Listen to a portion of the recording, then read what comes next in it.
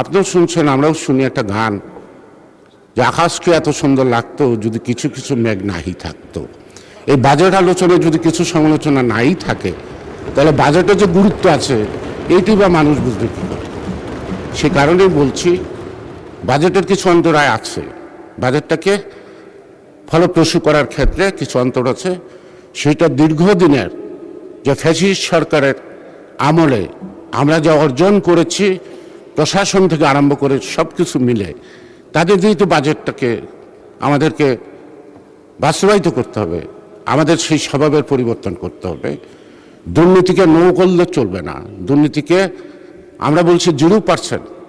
দুর্নীতিকে যদি আমরা minimum tolerance আনতে পারি, তারপরেও বাজেট পরিপূর্ণভাবে বাস্তবায়ন সম্ভব হবে। কারণ যারা এই রাজস্ব আদায় করবে, একটা শ্লোক আছে যে আল্লাহরে কি দিবা মানো, আমার কি দিবা আনো। অর্থাৎ যারা এই ট্যাক্স আদায় করে, তারা সরকারের রাজস্ব চেয়ে বেশি ইন্টারেস্ট শো করে তাদের নিজস্ব পকেট ভরার জন্য।